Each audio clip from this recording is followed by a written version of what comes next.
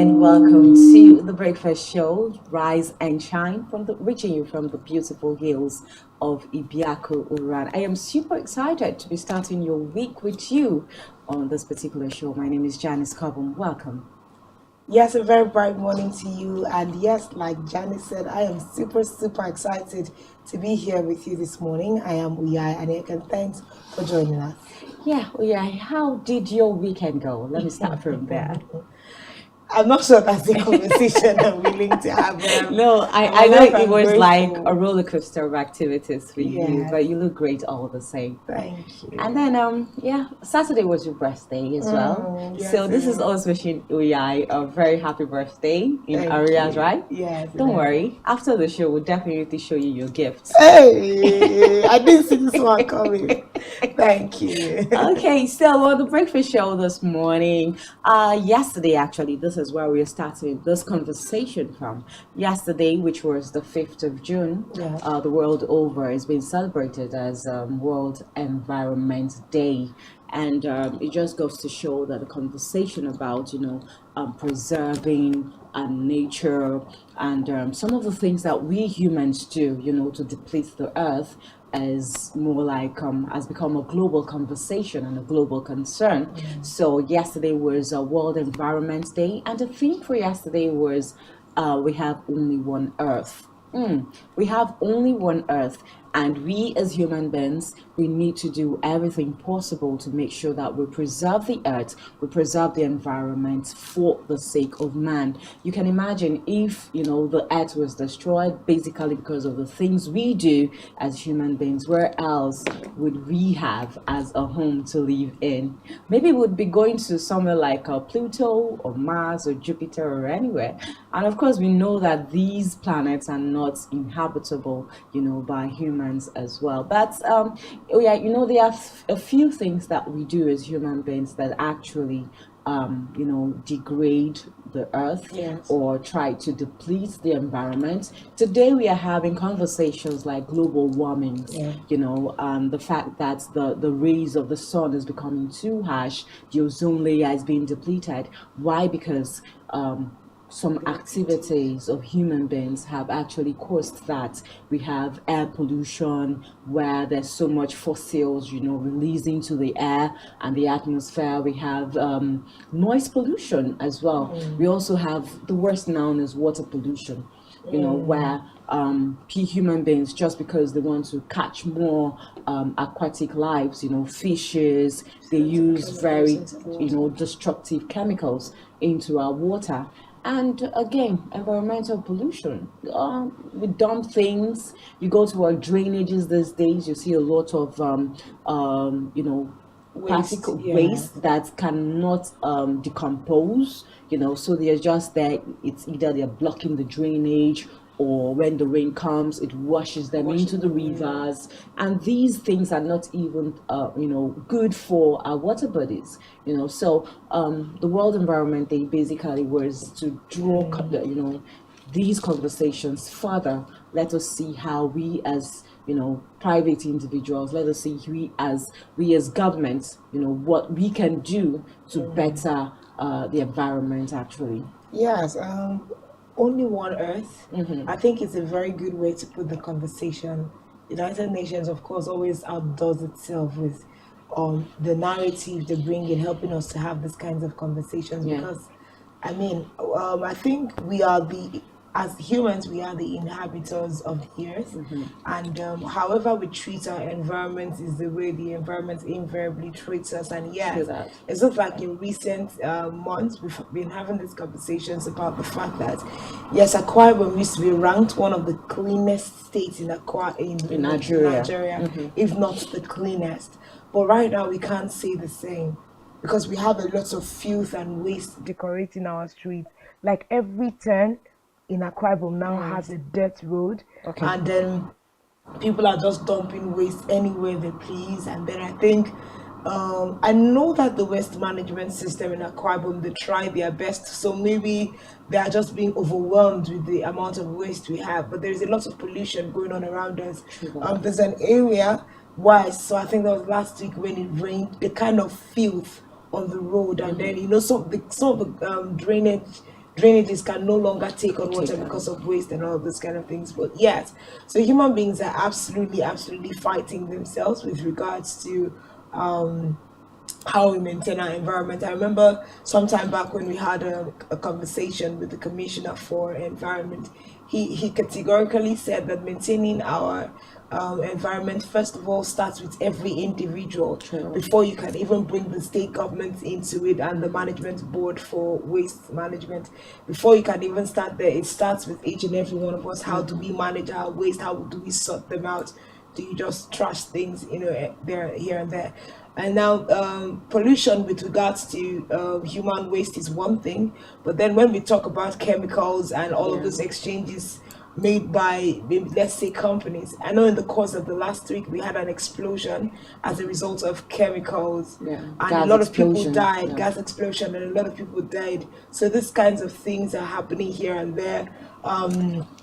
Our factories, our manufacturing companies, they just expel the fossils and all of those things into the atmosphere. And yes, people die. Yes, that's one. People die, and number two, we are like we said, the conversations around climate change is becoming paramount because it looks like we are fighting against ourselves. True that. Like, we have only one Earth actually. If we spoil this one, maybe we are all ready to start traveling to Mars. But nobody has told us how that area is right how now. host-worthy Mars is for the human being. So it's beautiful that the UN will draw our attentions to these things.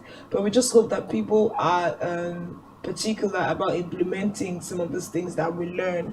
I know that at what time I was a little bit into waste management, so I was privy to the fact that you can actually select your waste into different types of waste, the ones that can compose, the biodegradables and the non-biodegradables, and then you sort them out that way. You don't just chunk every waste in together so that you can sort them out differently.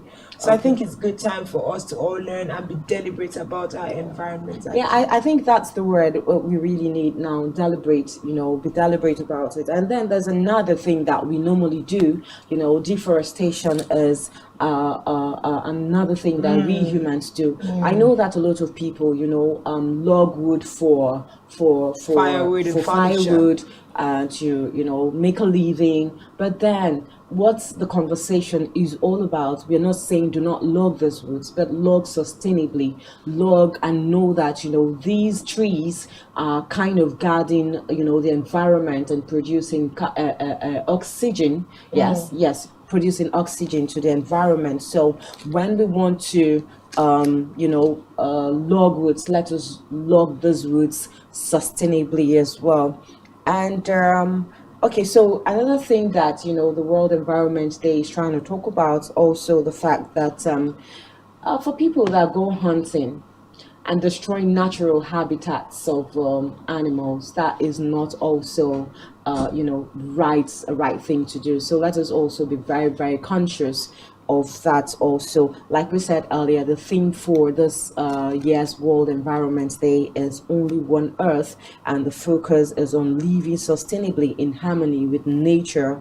It beams a spotlight on climate action, nature action, and pollution action, while also encouraging everyone everywhere to live sustainably. I think that's a great one. So let's all put our hands together and make sure that we conserve the earth, because why? We have just only one earth. Yes. Away from that, on a very sad note.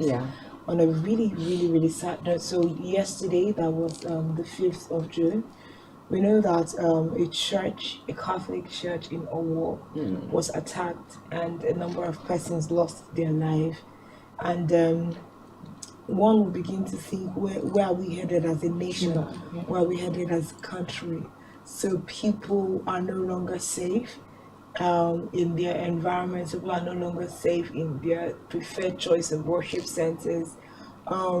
I know there were a lot of casualties. The visuals are really gory. It's not something people should look at. I know, reading the news, I saw a couple who wedded on Saturday and died on Sunday. They must have gone for their Thanksgiving on Sunday, and we're caught in that mayhem. We are wondering what the federal government is doing about these kinds of situations. And the narrative is not looking beautiful, because if we're not careful with it now looks like there is a sect of religion that are becoming an endangered species, because these are the narratives that Nigerians are holding out there. What is inciting these kinds of problems? Yes, because I mean, this happened in Ondo. Yeah. This happened in Ondo. We are not now saying that, oh, it happened somewhere in the north, so that we are not sitting at ease in any other part of the country and thinking, oh, the stories, we hear them in the north, we're going to send our prayers, it's going to be well with them in the north. This happened in the west. Yeah. You know, they were in church and being attacked, blood everywhere, and all of those kinds of things. It's a rather really sorry situation. Yeah, it is really sorry and pathetic that you wake up in the morning and you take your bath, get dressed, and you say, oh, let me just go worship God, maybe thank him for the things he's done for us, only for you not to come back home. It's really pathetic. I do not know what the state government of Ondo State is doing. Actually, we heard that the governor, Rotimi Akeredolu, had said that he had to cut short, his journey to Abuja to go visit the site of the incident. But I do not think that that is enough, and like you said, Uyai, we really do not know what, spiked that particular reactions from, gunmen. We know that we've had series of different, narration as to really what happened. For some people, they say, oh, it was more like a bomb blast, there was a bomb blast in Owo, the St. Francis Catholic Church. For some people, they say that a gunman, a known gunman, invaded the church and then started shooting sporadically. And, it brings to mind where the fact that there's so much chill. It was actually Black Sunday. There's so much chill running down the spines of so many Nigerians right now. We're wondering, where do we go from here? Are we not safe anymore in this only country that we call ours? What's really happening? It's not enough for government to say. I know that that's the first step, in the direction of trying to look into what happened, but it's not enough for them to say that, oh, this is highly condemnable. It's not enough for them to say that we'll go, we'll make sure that we get the situation, we get the people to book. How many times have we heard these things being said? How many times have things like this happened and the government comes up to say that we'll make sure that we get to the root of the matter, and they never get to the root of the matter? Or even if they do, sometimes do we get to hear it as follow-up on such situations like, okay, so we got these people, this is what we have done to them, they are paying the price of what they did to all the people. We've not had things like that in this country. And I remember some time back, I think when the North was really a hotbed, one of the governors there, or lawmakers, or those in power, said that it's high time for Nigerians to begin to protect themselves, since the government cannot protect us anymore, and then they suggested that Nigerians should go around with AK-47, and not also minding the implication of everyone having a gun to protect themselves.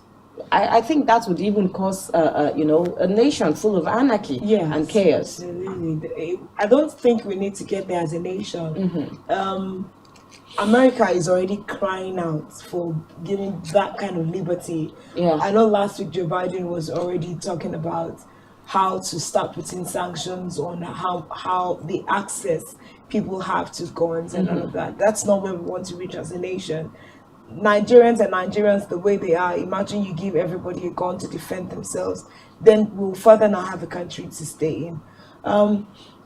It's a really sad situation. And just like you said, we need to go beyond the stage of having press statements. We need to go beyond the government coming out to give us a press release. Femi Adesina comes to say something on behalf of the president. We need to see more. We need to see deliberate attempts. I mean, we have intelligence with regards to the force. It's not difficult. I know that in this same nation, if we want to get the job done, we will get the job done. I mean, we have intelligence in our forces. why not go into the field and find these people and get them? Because it's something we can do if we want to do it. Except you want to tell us that there are people that are perpetrating these kinds of evil and they're covering for the people. But we are wasting more lives.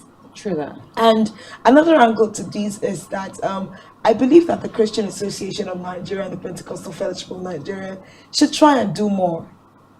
I'm still coming from the angle of try and do more beyond press statements and peaceful protests. Okay, so when you say that these bodies should try and do more, I'm beginning to wonder what exactly do you want them to do? You know, it may not even be in my place to say, but if we have these kinds of conversations with, authorities, maybe they would know what to say. But I believe that beyond conversations, beyond talks and press statements, everybody in their parastatals and ministries know what they can do better.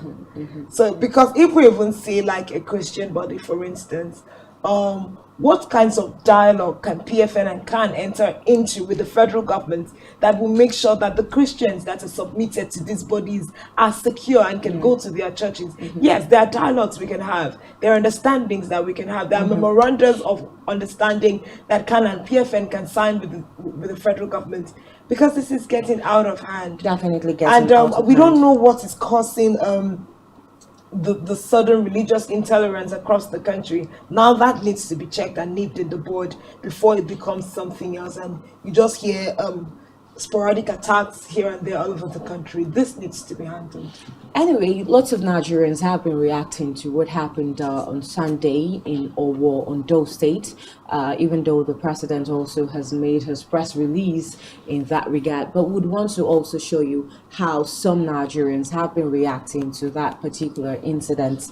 I know that the flag bearer of the PDP, the presidential flag bearer of the PDP, that's Atiku Abubakar, has also said something. He says, "I condemn the attack on the St. Francis Catholic Church, Owa Street in Owo Council area of Ondo State Capital. My prayers are with the people of Owo, especially families of the deceased." And of course, we have on the screen there some of the reactions of many Nigerians. This is from Dotun Energy Guard.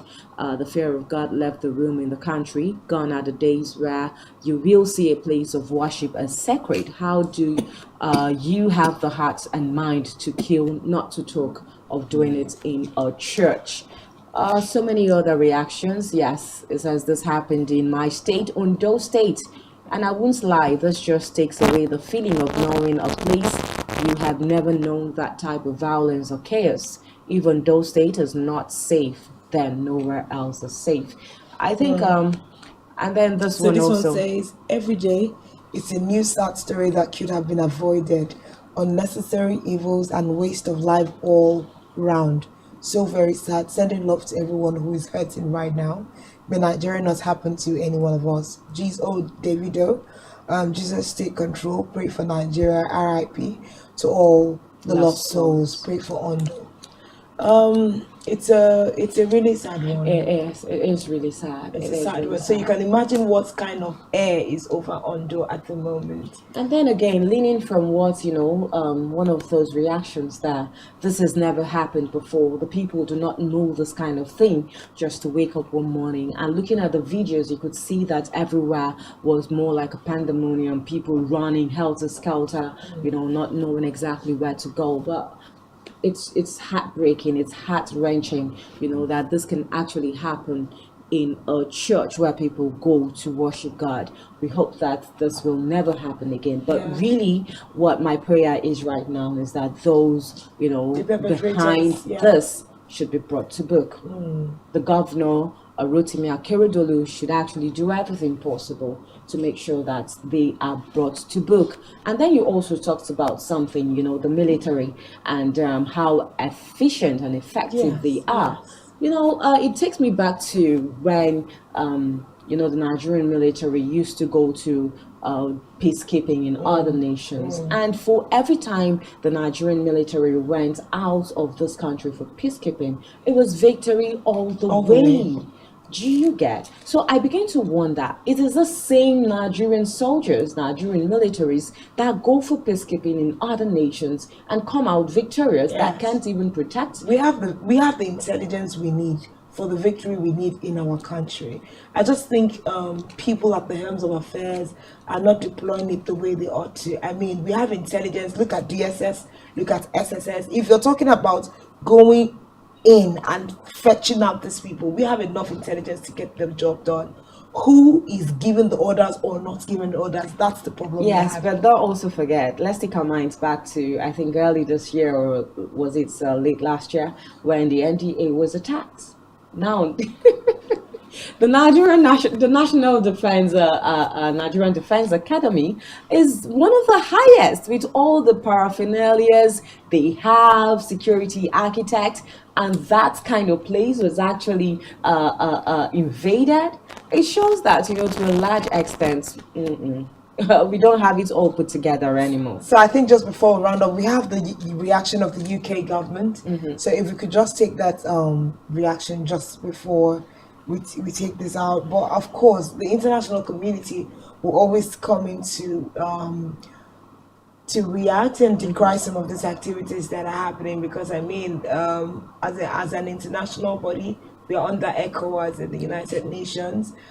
Humans are first, very most important to all of this community. But we hope that things change, and we really do hope that the government comes forward to give us answers to these questions that are on the minds of everybody. But then, for now, this is what we will take, and we will just head to the news brief desk. When we return, Rise and Shine will continue to stay with us.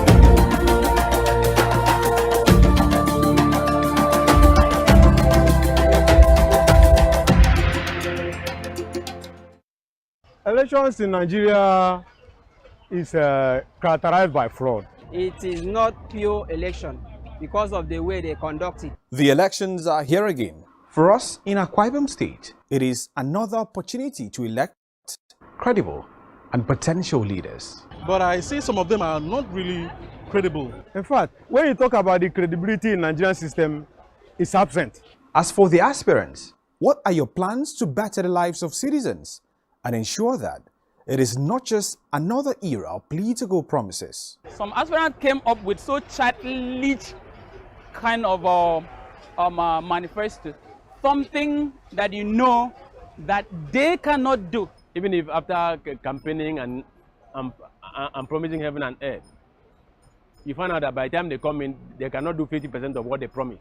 Because they are coming to see this. If they don't use this, they will not achieve what they want. So it is the normal thing they must use to convince a man that does not have a proper ideology to vote them. So it's just a mere slogan. It's just a mere slogan to use and have their right into power. What do you, the people, think about the elections? The electoral process has been merged by malpractice and all of that. That's the bad thing in Nigeria. All for election night, you about money. Definitely, no matter what the reform they are carrying out, they will still be rigging. It's about the aspirants, the manifesto, The people's view, an in-depth analysis. That godfatherism is what has eaten deep into our political system. It has become a cankerworm that has left our political system into a corrupt system.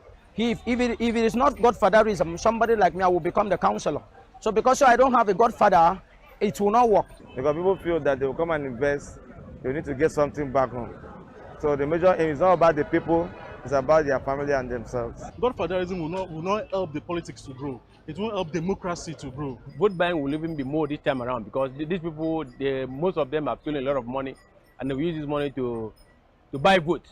who gets to represent you in government at all levels. Well, for me, the new breed aspirants, I would love the new breed aspirants.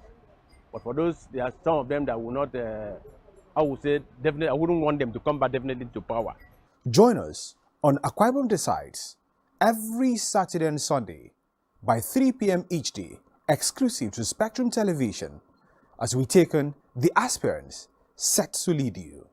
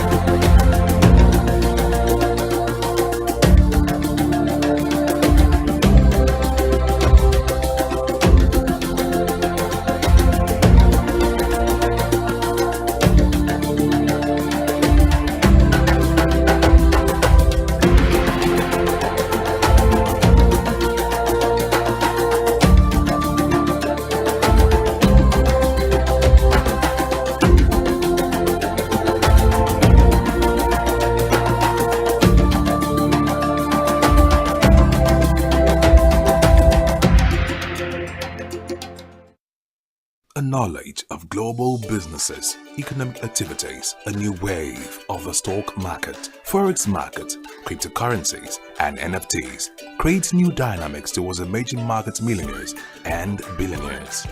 From the dot-com era to the oil booms, the fundamental news drives the market. This is Business 360, taking you to the business around the globe. Join us from 11:30 a.m. to 12 p.m. weekdays, exclusive on Spectrum Television. Business 360, your prism to world businesses. Heads of state and government, Secretary General, delegates. Voting for Spectrum TV.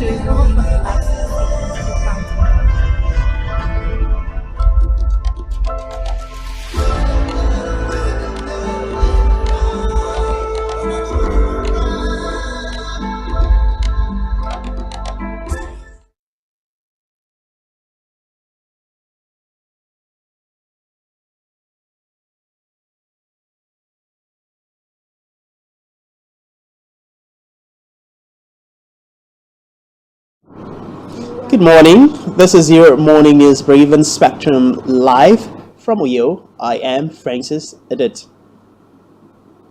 We begin with the report that President Muhammadu Buhari, as he has hosted stakeholders of the All Progressive Congress APC ahead of its national convention.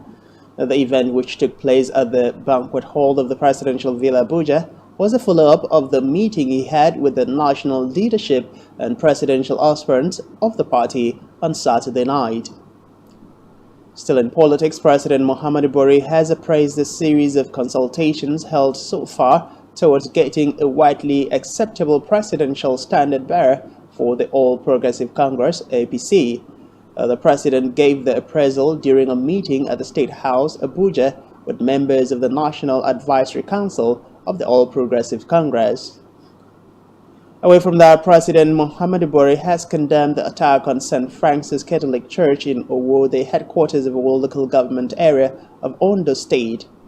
Reacting to the incident in which suspected terrorists attacked the church, with some worshippers feared that and others injured, The president said Nigeria would never succumb to the dictates of those he described as evil and wicked people.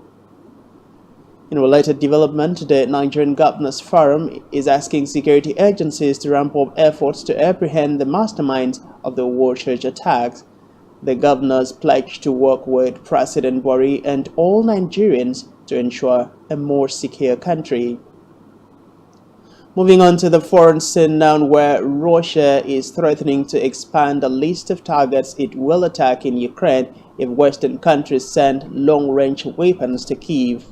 Russia's President Vladimir Putin gave the warning as explosions shook parts of Kyiv yesterday in the first assault on the capital city for weeks. In sport, Rafael Nadal has won a 14th French Open and record-extending 22nd Grand Slam title. The 36-year-old Nadal's win comes 17 years after he claimed his first French Open as a 19-year-old in 2005. We'll have details of these stories and more in the news at 12. I am Francis Adet. Have a wonderful morning. As of state and government, Secretary General, This was the Lagos Nigeria for Spectrum TV to report for the last 6 seconds to count.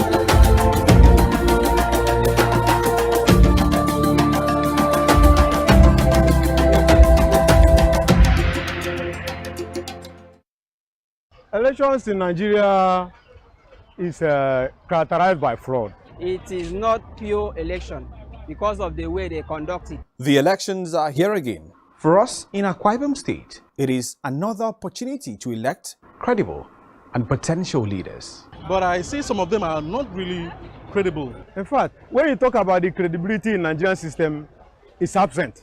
As for the aspirants, what are your plans to better the lives of citizens and ensure that it is not just another era of political promises? Some aspirants came up with so childish kind of manifesto, something that you know that they cannot do. Even if after campaigning and promising heaven and earth, you find out that by the time they come in, they cannot do 50% of what they promised. Because they are coming to see this. If they don't use this, they will not achieve what they want. So it is the normal thing they must use to convince a man that does not have a proper ideology to vote them. So it's just a mere slogan. It's just a mere slogan to use and have their right into power. What do you, the people, think about the elections? The electoral process has been marred by malpractice and all of that. That's a bad thing in Nigeria. All for election night, you about money. Definitely, no matter what the reforms they are carrying out, there will still be rigging. It's about the aspirants, the manifesto, the people's view, and in-depth analysis. That godfatherism is what has eaten deep into our political system. It has become a cankerworm that has left our political system into a corrupt system. If it is not godfatherism, somebody like me, I will become the counselor. So because I don't have a godfather, it will not work. Because people feel that they will come and invest, they need to get something back home. So the major aim is not about the people, it's about their family and themselves. Godfatherism will not help the politics to grow. It won't help democracy to grow. Vote buying will even be more this time around because these people, most of them have stolen a lot of money and they will use this money to buy votes. Who gets to represent you in government at all levels? Well, for me, the new breed aspirants, I would love the new breed aspirants. But for those, there are some of them that will not, I would say, definitely, I wouldn't want them to come back definitely to power. Join us on Akwa Ibom Decides every Saturday and Sunday by 3 p.m. each day, exclusive to Spectrum Television, as we take on the aspirants set to lead you.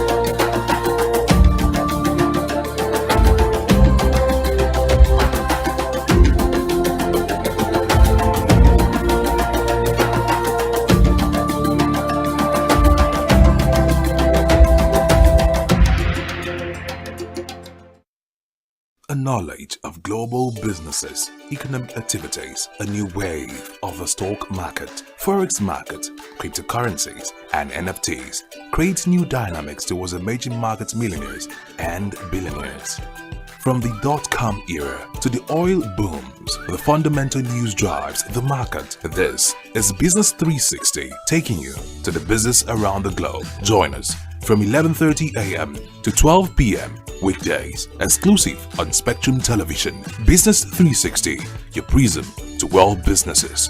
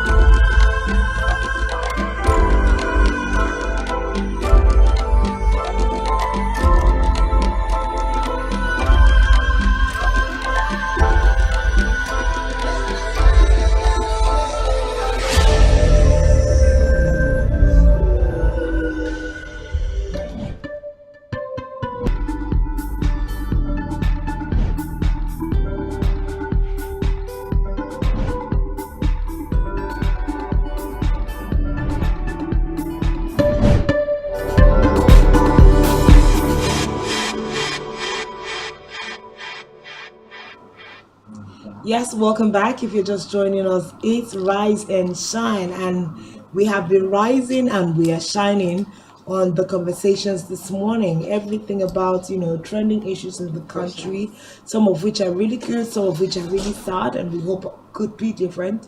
But back here in Akwa Ibom, yesterday, Ibom Air celebrated her third anniversary. Ibom Air has been flying for 3 years. And flying excellently, so I must say. Ibom Air has come to be that one airline everybody looks forward to flying with.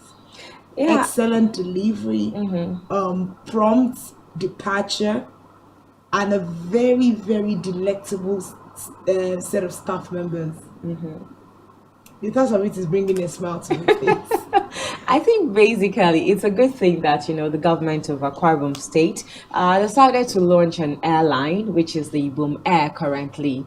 And I know that over the years, I think that was Ibom Air was launched in 2019. Yes, 2019. And it started with just 2 fleets.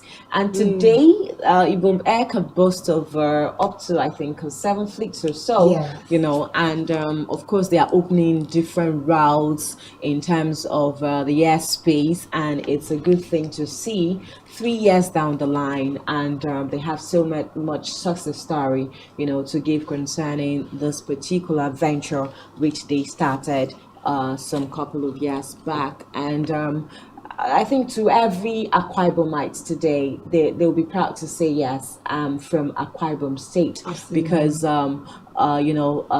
it's beautiful to always see Ibom air colored in our air spaces. The Airbus is actually beautiful. I know that I've flown with this a couple of times, and like you said, the reception from even you going in on board, it's something very beautiful. So we hope to see more. And another thing I would love to say is that sustainability is another thing. I would also want to beg or appeal to the next administration coming that this is a laudable project and we should maintain it, so that Ibom Air, will continue to be in our faces for a very long time, or the longest of times.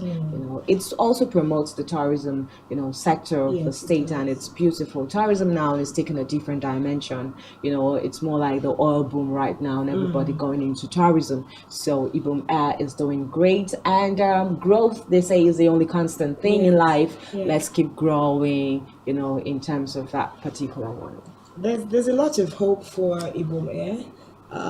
At the event yesterday, they talked about the fact that they're going to be introducing more routes. They're expecting delivery of a number of fleets next year, early next year, which is going to help them. They're looking forward to launching international routes. I mean, so far so good. Ibom Air ranks first in Nigeria as the airline everybody wants to fly with. You're sure that if you have a business meeting at 1 p.m. in Abuja and your flight is 10 a.m. you leave by from anywhere in the country, you are leaving by 10 a.m. I've missed my flight a couple of times because there was no way to beg, and like I'm here, it's a few minutes. Impeccable service, and we like the energy that the Akwa Ibom people have put into accepting the brand, and the promotion that we have given to the brand. It's a highly commendable one. I know yesterday at the event, Guy Murray Bruce mentioned the fact that Ibom Air ranks side by side with most Western airlines that he knows. So that feel is really good. That's a high comment. Like you said, we need to maintain the pace. Whoever comes on board next needs to know that this represents us as a people, and we need to keep telling our story. We need to keep representing ourselves effectively. We want the broad smiles, the welcome, the fact that the staff members are professional and very polite. We need to keep that going. We need to, the story of Akwa Ibom being a clean state, we need to keep that up with Ibom Air, because Ibom Air is clean and serene. Their air buses are clean and serene and all of those things. And yes, we celebrate. It was a really festive situation yesterday. At some point, I felt like the whole ceremony was getting emotional. The detailing to excellence with regards to Ibom Air is something that is really dear to the heart. At some point, you just feel like, okay, are we still having a conversation about an organization, or is this a human, stuff? But then Ibom Air has a human face to it, has a human feel to it. It's relatable to everybody, especially the Akwa Ibom man, We had people travel from all over the country to come celebrate Ibom Air at 3. It was not just a thing of, say, Akwa Ibom people came out. We had people from all walks of life across the country come to say, oh, thank you for giving aviation a beautiful face in Nigeria, and we are glad it happens in Akwa Ibom. So it's a really beautiful one, and we highly commend the leadership and management of Ibom Air and even the Ibom Airport for the great work that they're putting. It's nice when we have projects and things that keep putting Akwa Ibom in the face of the country with a very good story. Of course we have clips rolling on the TV right now. You can see the Airbuses there. But another side to this is I love the fact that this was established in South Nigeria, and the fact that it has caused a lot of people to have something to do. It has brought about employment, and like you said, of course, we are also looking forward to have these airbuses, fly in the airspaces of other countries, which means that we are going to be having international flights, very, very soon. So it's really commendable, and we just hope that, all the states would kind of emulate what is happening in Akwa Ibom State. It would be a beautiful thing to have across the country. Yes. And we also look forward to Nigeria having its own Airbus as well. We remember back then when we had Nigerian Airways, all of that grounded today. We do not know, the country cannot boast of its own airline, so we're also hoping that one day maybe Nigerian Airways will come back. I know that there was some kind of talks before now that yes, we're going to also the country is going to be launching its new Airbus very, very soon. We hope that happens pretty soon, so we can also have that green, white, green Airbus in the air. It's a beautiful thing to see. It speaks of us as a people. It speaks of what we stand for. It speaks of everything about us, so I believe that if we have more of indigenous people doing some of these things, I think it will regularize a lot of things in the aviation sector, even to the price of airfare and all of that. I think it will bring it down to normalcy. It skips my mind what I wanted to say. Okay, but let me just add that before now, I think some months back, aviation fuel, Jet A1 was on the high. Air was still flying. It was still flying, even when they said they were going to go on strike. Ibom said, no, we're not going on strike. It was good, but we just hope that the Jet A1 has actually reduced its price, and the marketers are doing. One thing I wanted to say, when you talked about Nigerian Air coming back, I was like, not to sound very boastful, I think Ibom Air will be a very good airline for most airlines in Nigeria to understudy at the moment, because they are doing an excellent work. They have a great managerial team. They have their host and hostesses are impeccable. So there is absolutely something right that Ibom Air is doing. And if we must succeed as airlines in our country, I believe that we should understudy Ibom Air. And this goes to say that Ibom Air needs to continue on this path, because it will not be a nice story if we come back 5 years, 10 years down the line and it was just initial gra. We don't need initials. We just need it to stay on this path. And 10 years down the line, when we celebrate, we can still tell. I mean, look at British Airways. The standard is the same all year round. Everybody wants to fly British Airways and Emirates. Look at that. Those people have maintained the standard. Ibom Air can do this. I talked about maintenance culture as well. So we just hope that 10 years, 20 years down the line, we'll still be talking Ibom Air, having that on our lips as well. Anyway, congratulations to the Akwa Ibom State government and to management of Ibom Air. The whole family of Ibom Air. Let's go away from that and talk about something a little bit serious.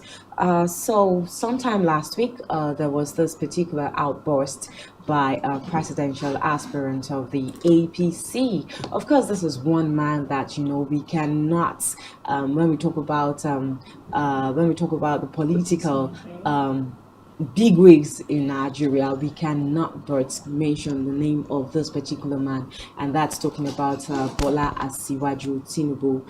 And there was this outburst in Abeokuta the other day when they went for consultations. He was actually talking to delegates in Abeokuta about his intention, for the presidency. According to him, it's a long life dream that he's always had.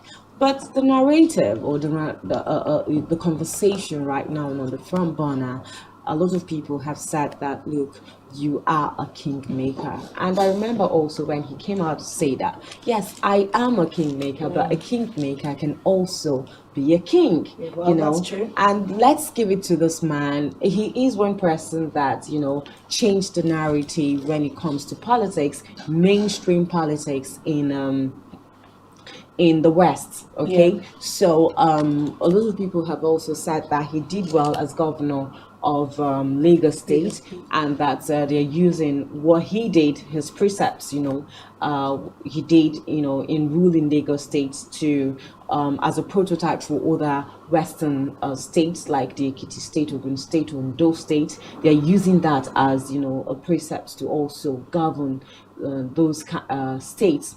But, the outburst is what has been on the lips of everybody and causing a lot of reactions and counter reactions. People saying that no, Bola Ahmed Tinubu wouldn't have said what he said, calling out the president of Nigeria and saying that if not for him, that he wouldn't have been the president today. And also he even talked about the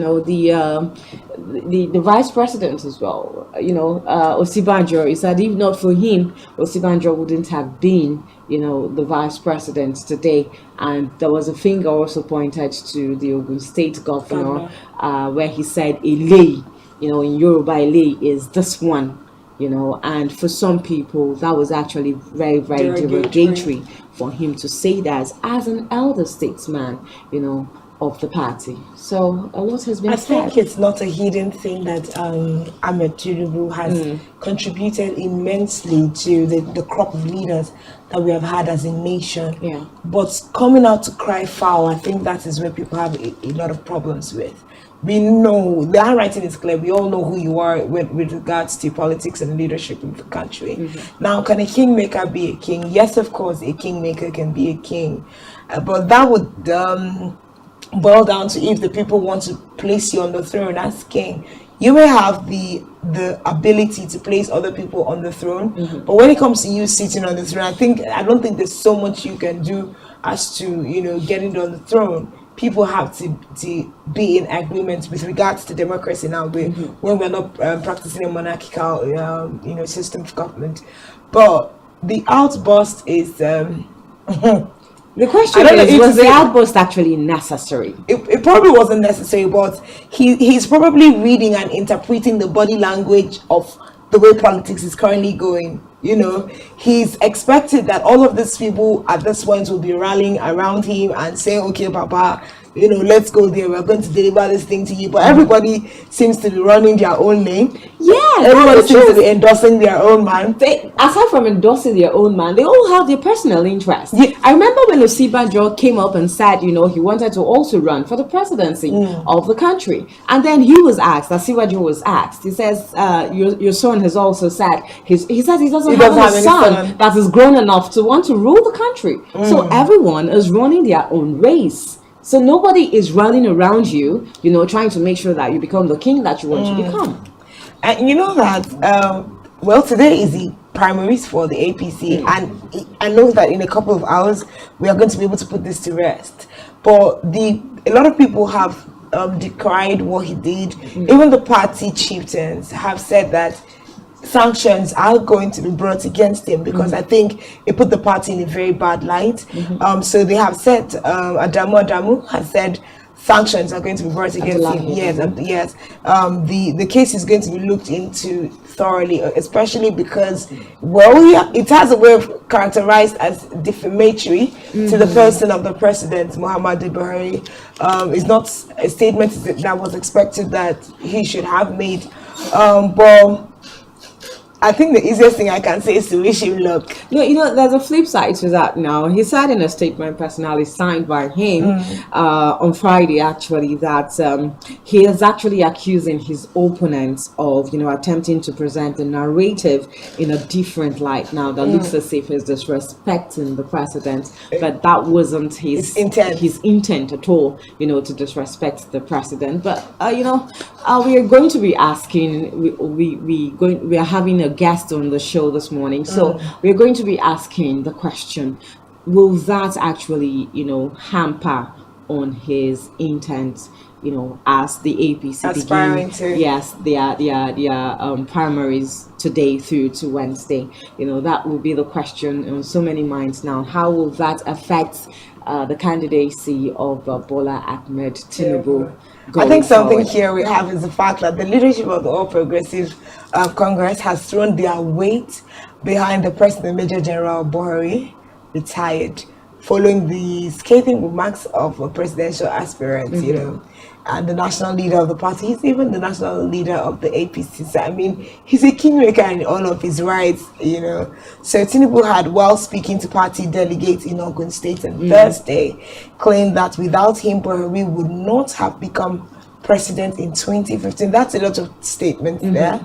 He also narrated the circumstances that led to the emergence of Professor Yemi Osinbajo as the vice president, saying Buhari had offered him the running mate ticket, but some party chieftains opposed it. So reacting to Tinubu's comments, like I said, Ademo stated the former Lagos state governor's outburst was unbecoming of a leader of his stature, adding that the party found his latest attack on the president insulting. So the APC national chairman said, "We are saddened by what we saw in the video and pray we don't see such again." And as chairman of the party, he has a duty to stand by the president, notwithstanding the fact that Ahmed Tinubu is at the helms of affairs at the party. But we have someone who's at the helms of affairs of the nation, and that office is actually a revered office. Tinubu went as far as saying that General Muhammadu Buhari went to him, citing instances of even prostrating in tears, begging him to endorse him. You can just imagine. That's like you can so just much imagine, like information. bringing down, you know, the seat the of office of the office of the president, you know. So begging him to endorse him and to support him for presidency. He claimed Buhari went to him. Well, in the end, however you look at it, and then they're even looking at a Western culture here, which does not have the bone of taking insults. The Western culture is very straightforward when it comes to honor, you know. So his utterances are deemed very insulting and very unbecoming of a person of that standing. I know that's something that we seem to take lightly in the political sphere in Nigeria, is the fact that sometimes we turn politics to a game of words. Who can say the most hurtful things about the next aspirant, forgetting that those are not the things that we need to pick who will represent us. It's not a battle of words. It's not who has the most dirt to bring out on the next person to win. But that seems to be a culture when it comes to Nigerian politics, even from our state. People don't come out with a defendable manifesto. What are you coming out to do? What do you want to do? How do you want to go about them? Who do you want to work with? What strategies do you have in place? You're just telling us that, oh no, the next person is a cultist, the other one is not old enough, the other one is too young. It doesn't make sense. We need leaders who can represent us. We need people who can speak for us. We have all seen the state of the nation that we are in. We don't need political bickerers. Just go there and get your job done. You don't have to bring down another person to be able to stand up and lead. So yeah, it's just like the whole nation and all the leadership of APC is saying, we know that we can trust the leadership of the ruling All Progressive Congress to come out with a tentative, you know, ruling, however they decide. But we already have like a few hours on our hands to see how this turns out. Yes, definitely. And you know, whatever sanctions they want to put on him, it's left for the party to decide on that. But again, I think the body language of Tinubu right now is trying to tell us that, okay, so because I have made so many people kings, the nation you automatically just have to give it to me on a platter.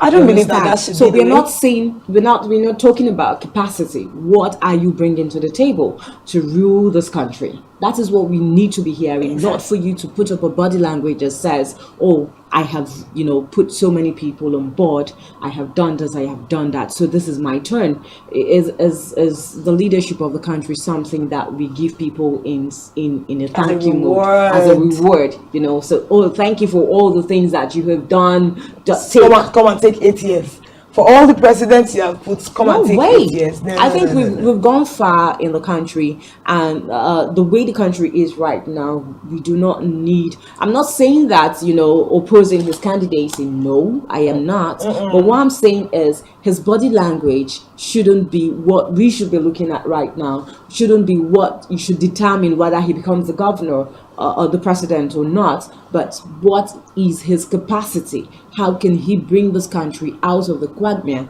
that we are in? That is what Nigerians are, looking up to, and not you saying, I need this thing because it has been a lifelong dream. Yes. No.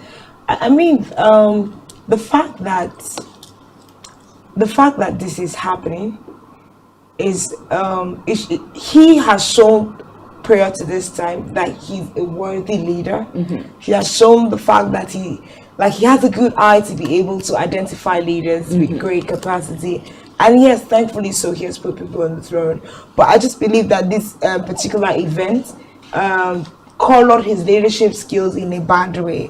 This does not make Ahmed Tinubu in any way a totally bad leader. I just think it's something that happened in the midst of his communication that paints him bad. And I know that times like this, when they are campaigning and all of those kind of things, you need to be careful with your utterances. You need to be careful with your press statements and everything you do. So I think it's just one of those moments that he slipped up, in his conversation. But in entirety, we cannot use this to rule him out as a bad leader or as a good leader, but because he has set precincts, in years past. So this could have, we could see this as an error, but then it's an error that is worthy of everybody should be able to look it in the face and make the decision they want to, to decide on going forward.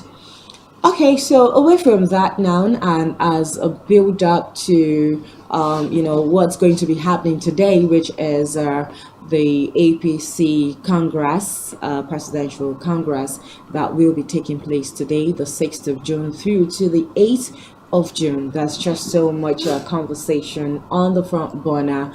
But remember also that sometime last week there was the presidential screening where I think that was were dropped. Yeah, fine. Yeah, they came up to say that they had cleared 13 aspirants and then disqualified 10 aspirants.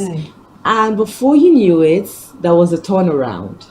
The APC national chairman, Abdullahi Adamu, now said no, there was no form of disqualification anywhere, that all aspirants have been cleared and everybody can, stand for the Congress, even though, the president has said, look, let's come together and try to see how we can build a formidable team going forward. We see pictures of him. Of course, he had a meeting with all the aspirants, trying to tell them, look, we have to come together and see how we can build a more formidable team. We need to see how we can come to a consensus, to make sure that we still retain power come 2023. But then that little drama between, in between APC saying we have cleared 13 and disqualified 10, that was from the presidential screening committee,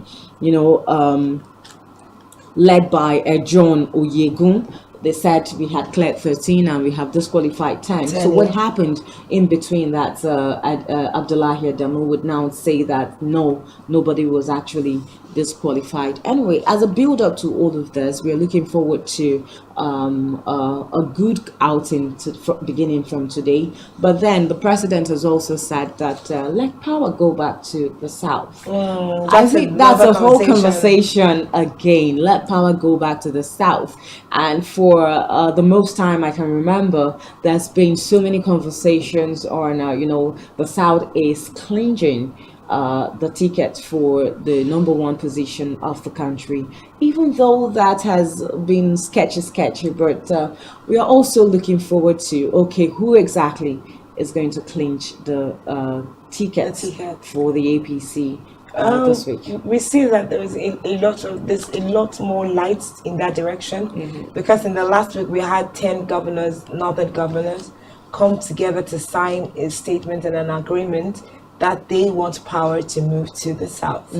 And I think that brings a lot of hope to the fact that this might actually happen in this time as we're going.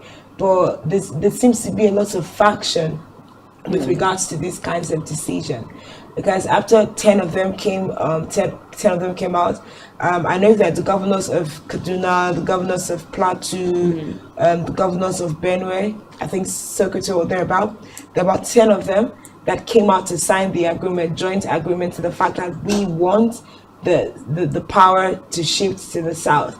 And yes, we now had another body of northern leaders come out to make an affront on the 10 of them, saying that why would they make such a statement, that it means that they are backstabbing the northern government. And I'm reading the statements and I'm wondering, where are we headed as a nation? This seems to be one house that is already divided against itself. Why would some sect of people treat power as something that belongs to them, and others are thinking, okay, we can let it go around in the whole nation, and you're coming out to say that this is an outright affront on the northern leadership. But I think that we are gradually getting to a day in Nigeria that the people will take on power in their hands and actually emphasize on what they want as regards leadership.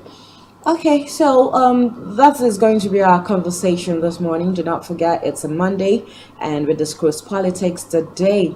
We have a guest already. We'll just take a short break, and when we come back, we'll be asking so many questions on the preparedness of the APC as they go forward into their primaries today. Are they ready? Have they put their house in order?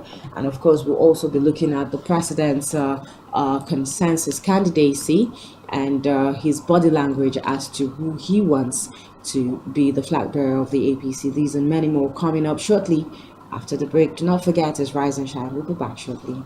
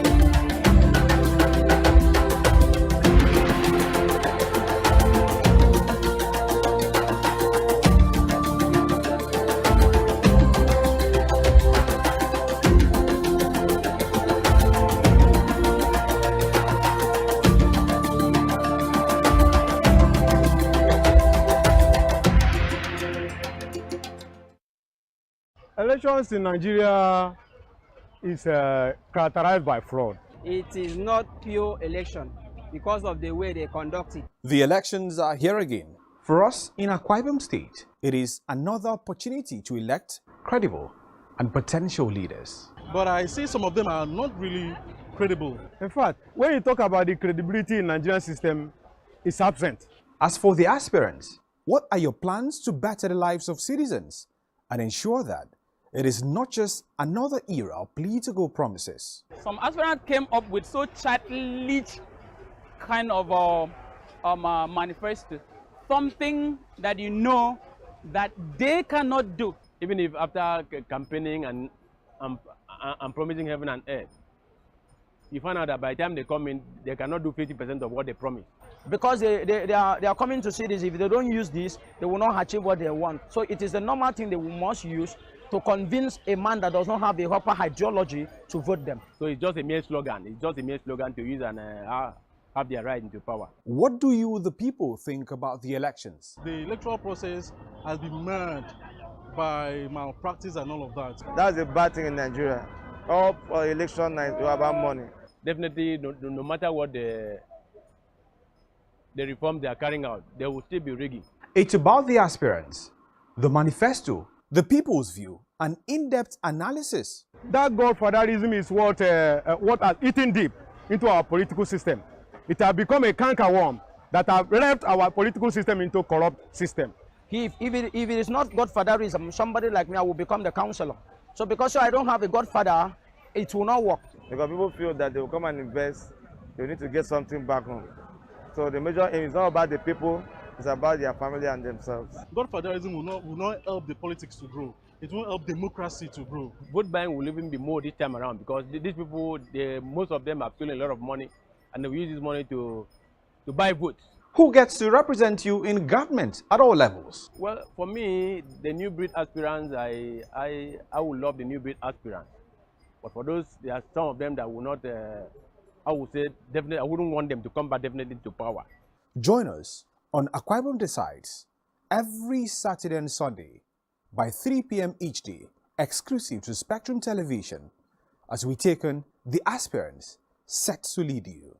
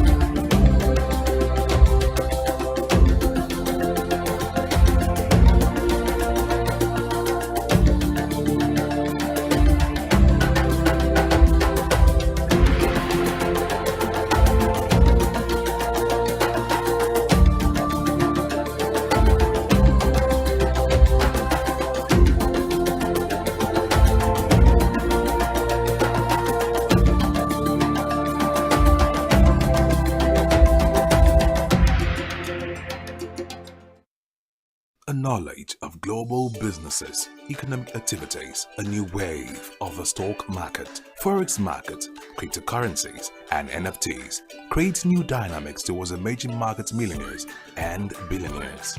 From the dot-com era to the oil booms, the fundamental news drives the market. This is Business 360, taking you to the business around the globe. Join us from 11:30 a.m. to 12 p.m. weekdays, exclusive on Spectrum Television. Business 360, your prism to world businesses.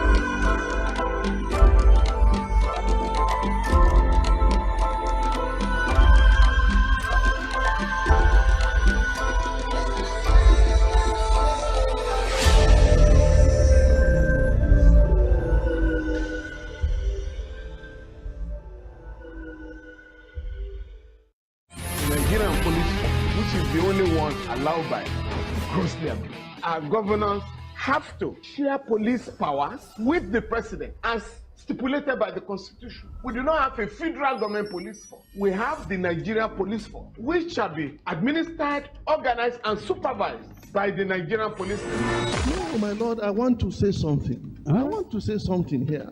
Perhaps it might also enlarge the scope of people who should be invited here for examination. My Lord, if we cannot find those who literally murdered Abiola, who are those people who could be said to be the beneficiaries of the death of Abiola? Rogers has linked you with some of the killings he did. He never did.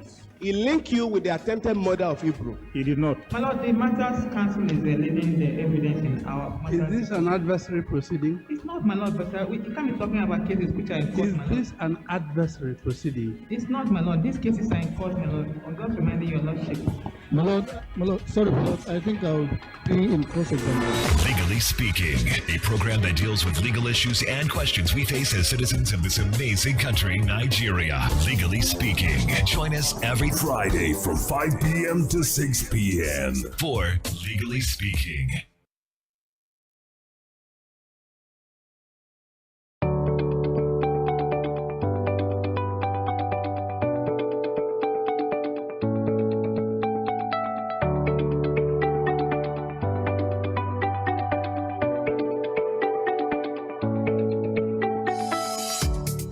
Politics is a game. It is about delivering dividends of democracy. For this, accountability is key. So we listen, we follow up on the promise, and we track the progress.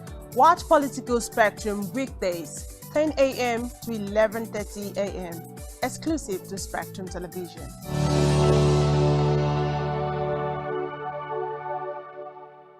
Elections in Nigeria is characterized by fraud.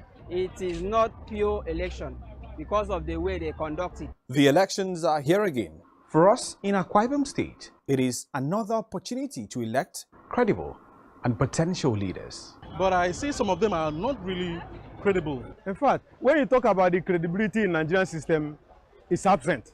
As for the aspirants, what are your plans to better the lives of citizens and ensure that it is not just another era of political promises? Some aspirants came up with so childish kind of manifesto, something that you know that they cannot do. Even if after campaigning and promising heaven and earth, you find out that by the time they come in, they cannot do 50% of what they promised.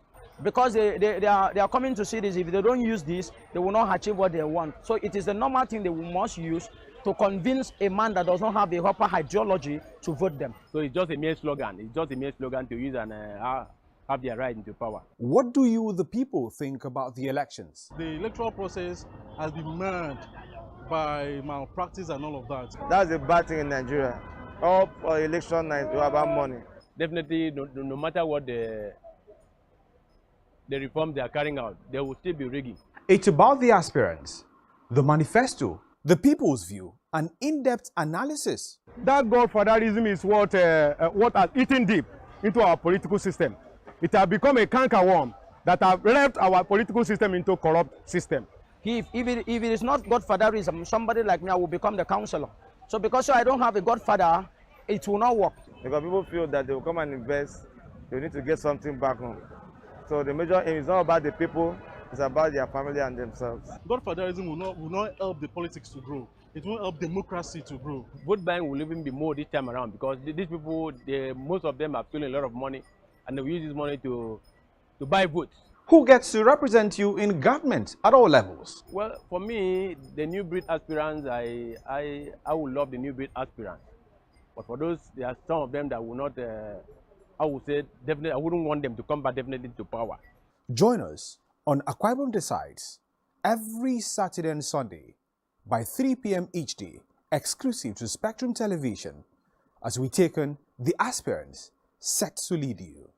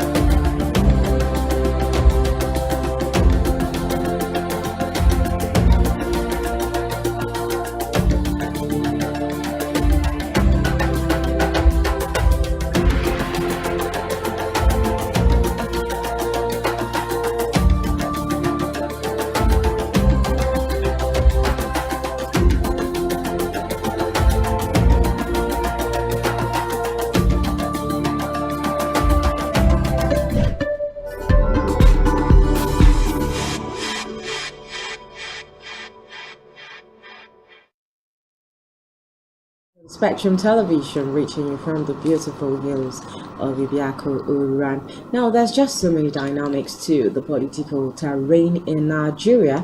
We are well aware that the PDP have actually conducted their presidential primaries and have gotten a flag bearer, and the APC will be doing that from today through to Wednesday.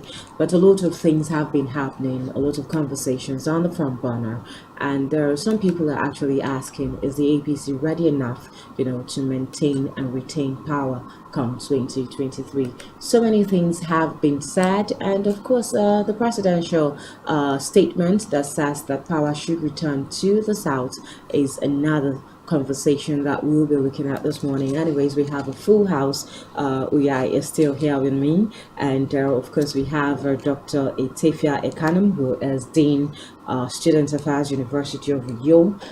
He's also a political analyst. Thank you so much for joining us this morning. Thank you for giving me this privilege. And another gentleman in the house this morning is Annie Justin, who is a political analyst. Thank you so much for coming. Thank you for having me.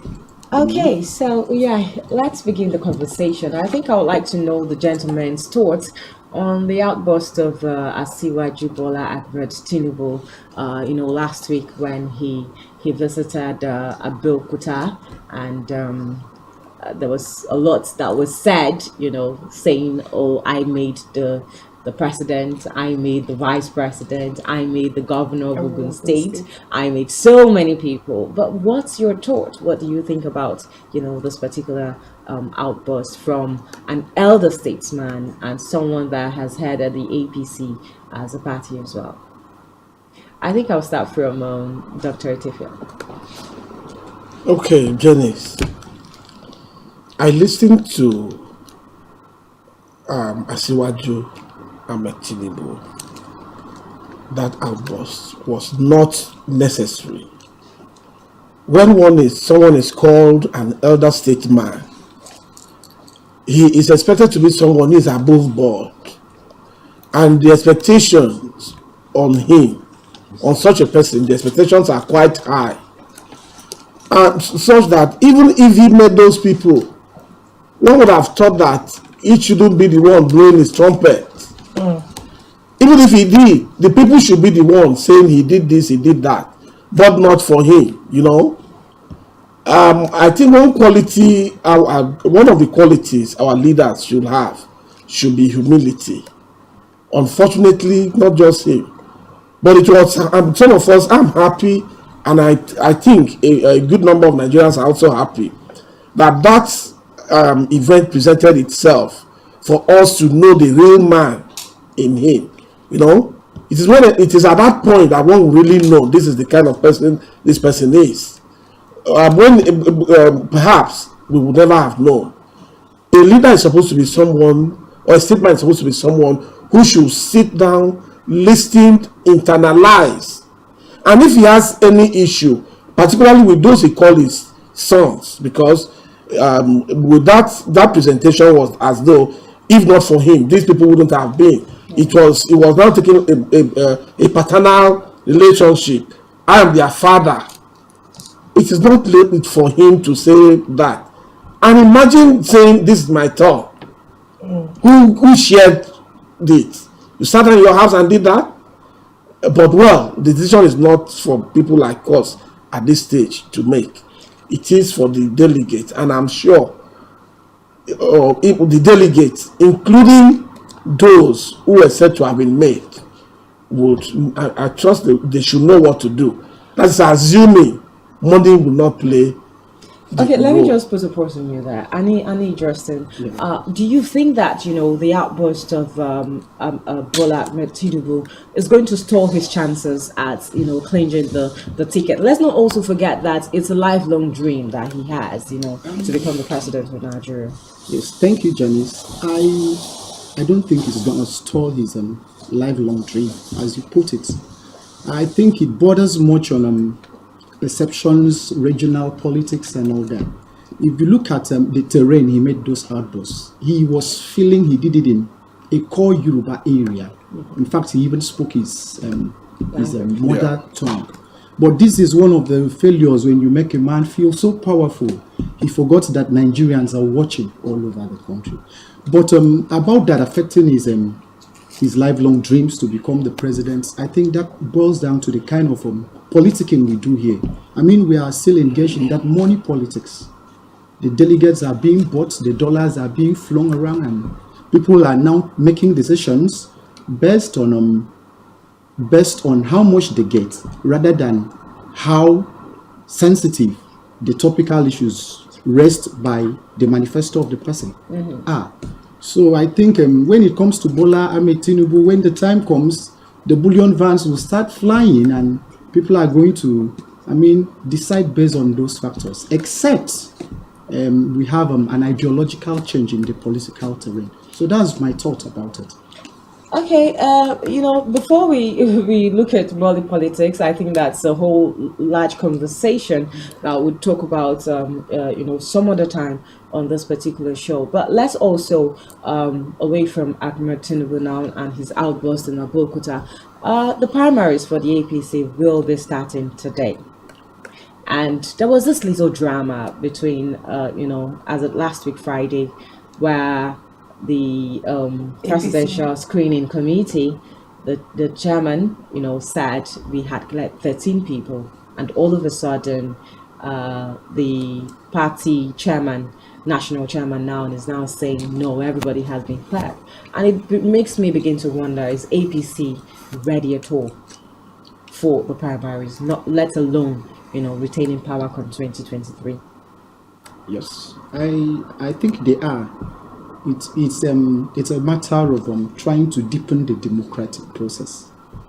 Even me thinks that if some people were let off from the screening as they had wanted to do at the beginning, it's going to breed bad blood. And we know this thing about Nigerian politics and the defections. Those defections, most times it kind of destabilizes the system. So I think at a certain point, the John Oyegun led a screening panel had to think again, take a rethink, and possibly say, okay, if we are going to let these people off, it's going to distract what we are trying to do, it's going to distract our aim as well. So they said, okay, we have screened everybody, come on board. But as much as the process is going to be a delegate thing, and the regions are going to make decisions, then at the end of the day, we'll still come out with a consensus person. So that is... Okay, I think our issue is with the fact that they had said 13 people were cleared, and then 10 people had been disqualified.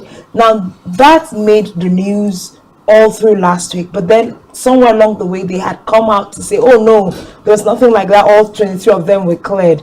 Mr. Stephen, I'm wondering who is pulling the joke and who is the joke? Because we don't actually understand. It made the news. The list of the people that were disqualified were we saw a list, Yeah, so people that were disqualified, and then we turn again. The information now says all 23 are being cleared. What do you think is the inner wrangling going on there? Yeah, I want to believe that when the screening committee was set up, they were given something like a criteria for screening to follow. And I also want to believe that a man of the standing of John Oyegun is a man that one would believe that he will follow the guidelines.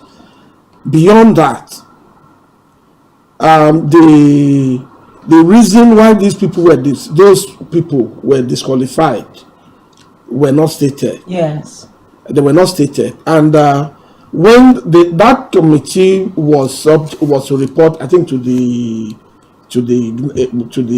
exco, to the neck of the party, and the neck of the party should be able to receive the report, which they did, consider it, and take a position. So, Annie has said that they had to do that so to maintain peace in the party, so that people wouldn't move out and all of that. I want to think that if one wants to cook beans, for example, and you need to select, you will select the bad ones out and now deal with the good ones. So, but now thinking that, oh, if the bad ones are thrown away, it will affect the stake of the party when it goes to poll. I do not want to think that that is a good one. For a party in power, one should believe that the expectations should be higher, that they will give the electorate good materials, assuming, without conceding, somebody who was earlier disqualified is eventually emerges as the candidate of the party. Nigerians will be left with no option than to consider him as one of the options we have. But the point is, Mr. Dr. Etefia, the point is, we do not even as Nigerians know who the disqualified aspirants are or who they are not. We don't, because the list wasn't made public. There were several lists came out, were thrown out on the social media. But I'm not sure that the party came out to say these are the people disqualified and these are the people clear. In the face of that, I think what we should just take, the fact is that nobody was disqualified, because that is exactly what the authority of the party has told us, that nobody was disqualified, and as such everybody is qualified to run. But that in itself touches on the quality of leadership we have in the party, because it's not possible. Well, as a teacher, you teach, you assess students, you do not make up your mind that some will fail, some will pass. But usually, some will pass, some will fail. But if the teacher is going to tell us that everyone has passed, I think we should not question it. But whenever I hear that everyone has passed, usually my judgment, I look at the teacher again. You know, like putting it straight, it's more like the chairman of the APC overruled the ruling of the screening committee to say that, okay, no, there has been no disqualification whatsoever. And of course, we have a number of the people who we expected to come on board who didn't show up. They did not submit their forms.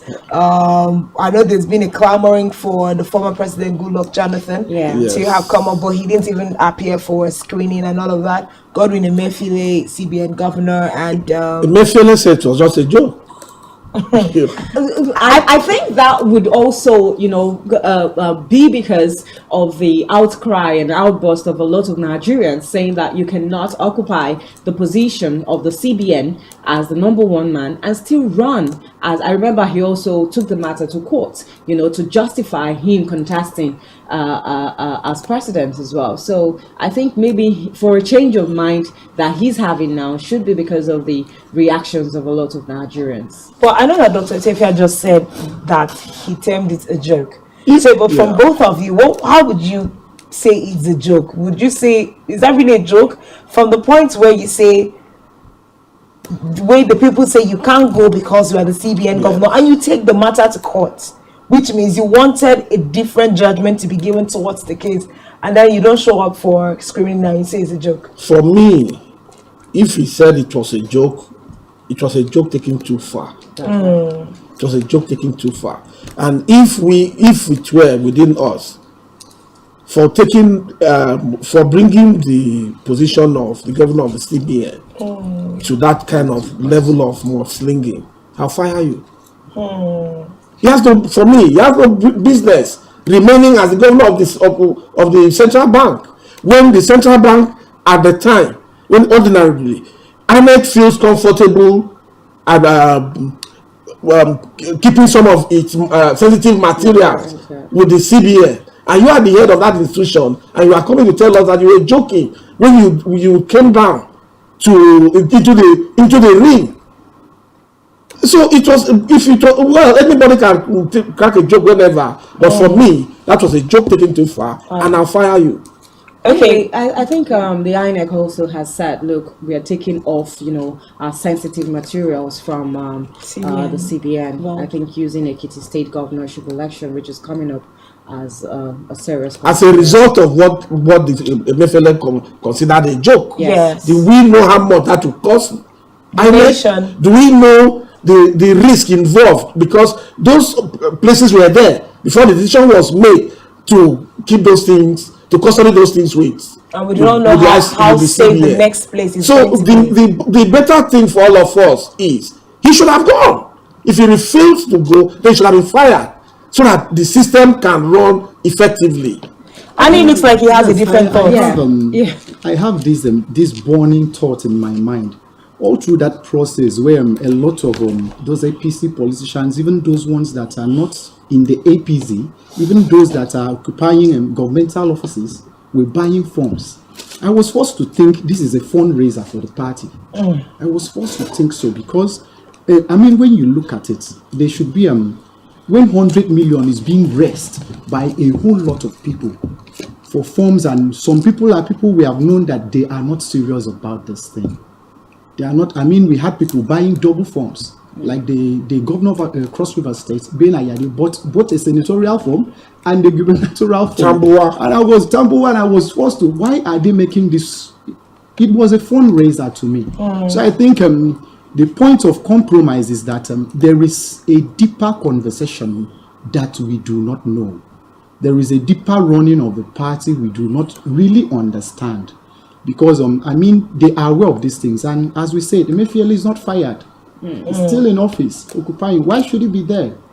That means he's being protected by people who know these things more than we do. So there's a question I want to come to. You raised a conversation about delegates. Now, that's something I've been wanting to talk about. So now that both of you are here, you would answer the questions for us. The structuring that leads to us having delegates is such that every ward in every local government, and then like for the presidency now, is going to be sent from every state to be able to pick out who is going to be the flag bearer for every, But in recent weeks, we have seen how things have turned. I think last week we asked the question of how one person wins, let's say 693 votes out of 708 people who came to clear as delegates. Are you trying to say that all of the delegates from the 36 local governments or from the 700 and how many local governments that we have in Nigeria go there beaming just for one person? What are your thoughts about this system of delegation to choose a consensus leader? Let's start with you. All right. The issue of what do you call it? Delegates. It's a legal matter. The law has made provisions for ad hoc delegates, even though it has been understood to mean by some people it has been considered to look like selection. I have stated it some time ago in this studio that the intention of the lawmakers wasn't what is playing out, because even the lawmakers themselves are hardly involved. There are many members of the National Assembly who are having issues with their parties as a result of the emergence of delegates in their various units. So the governors, mostly the governors who are leaders of the parties in most states, to my mind, appear to have pocketed the entire process such that it will appear that they simply handpicked people. Now, it wouldn't also appear, it is not a matter of it being the one political party. It doesn't seem so. I saw the other day that when the APC list was also out, and one could see maybe the three people in a particular area coming from one family. You see the man, the wife, and the child. I am not sure that was what the lawmakers intended. Had in mind. No, the intention to me was to take power to the grassroots, to the people. But in implementing it, is the man there ready to take power? The person who is in Abuja came down to the unit or sat down there and his name was there. We have heard cases of people who aspired, who indicated intention to be delegates. Some said they could not even see forms to buy. In some cases, the governors were alleged to have acquired all the forms. So such that only those he wants will eventually found the forms in their hands. So the problem with that in our country is not, to me, has never really been the law. I've never really believed that the law is the problem, but it is the personality, the person in us in implementing those laws. The constitution we are complaining of, if it is applied in some other clients, might come out good. But applying it here, we are talking about amendment and amendment and amendment. I'm not saying that there are no gray areas. There are no areas that need to be amended. But we talk about our constitution as if it is the worst legislation on earth. Take it outside the shores of this country.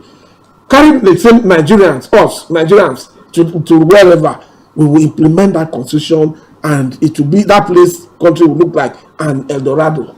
Okay, let me ask Annie this. Do you think that the choice of following the system with regards to delegates, like Mr. Tefia has said, the person in us is affecting the implementations we are having? Do you think the people that we have sent out there as ad hoc delegates are going to be able to deliver the quality of persons that we want, representing the thoughts and the intent of the common man from the grassroots for the presidency? Oh, thank you, Yai. I don't think that the ad hoc delegates, the ones we have now, will be able to express the yearnings of the general masses. Why so? My reasons are that first, we have to look at the process. As Dr. Etefia rightly said, the process is skewed. You see, when the legislators made those laws, I think it was for a positive impact on our democratic process. But along the line, the governors were able to, maybe few governors, they saw some loopholes and exploited it. So when we look at the list, the delegate list, I recall when they said it should be splitted among most top participants in the electoral process. But you see, they fold the list and they make it to be only the people they need. Now, when we talk about these people they need, they are mostly people from the grassroots who have nothing. And when they go in there, all they want is to make something out of it, the money. So when they go in there with the perception that they are going to get money, and these big money bags come out and pay them, they end up just doing what the money bags want and not what they would have, their consciences would have wanted.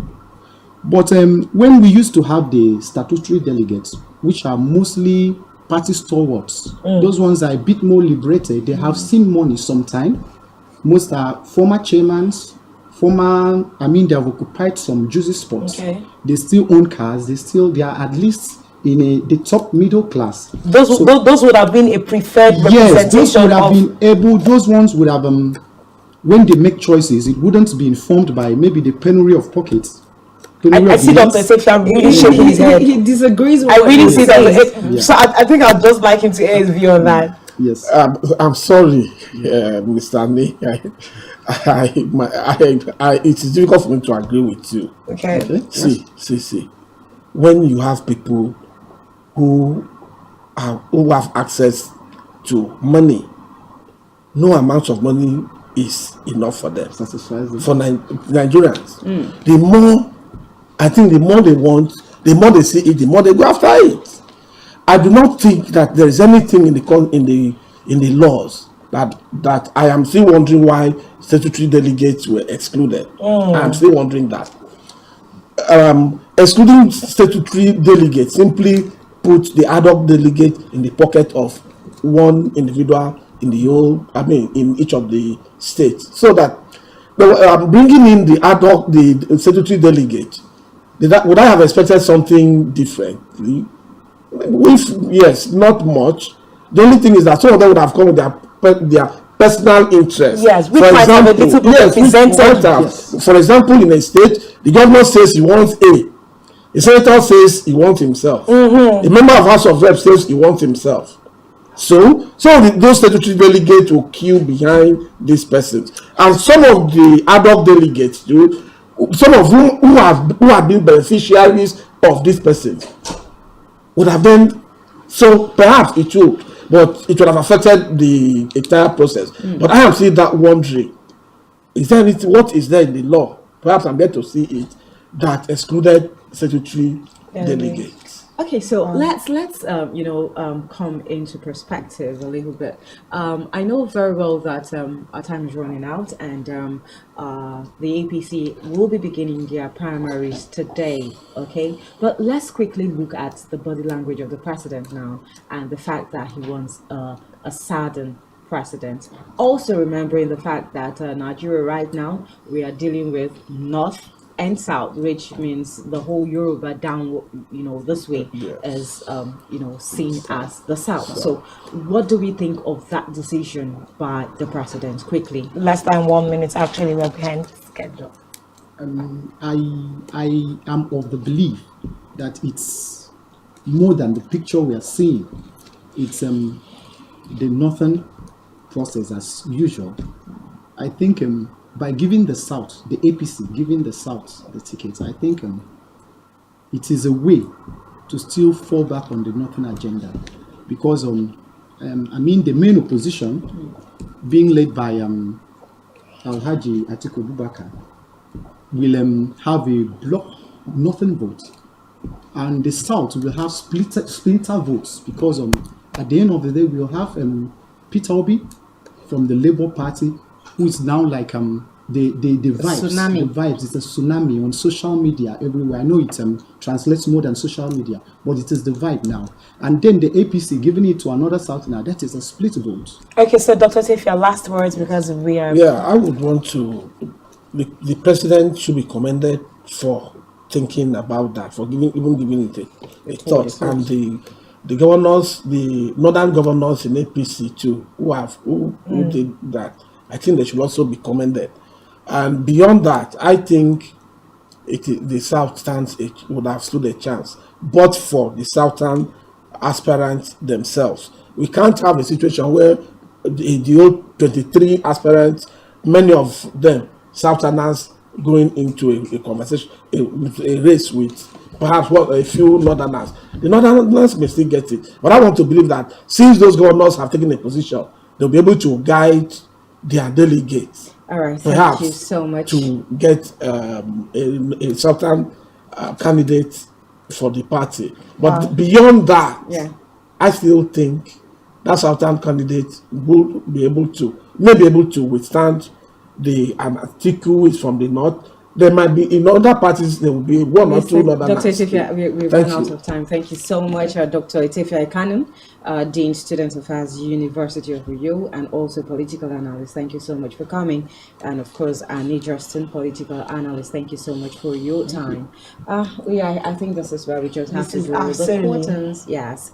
Thank you so much for being at the other side, and we do hope that you enjoyed the program as much as we did. See you again tomorrow for another interesting edition. Bye-bye, Fema. See you tomorrow.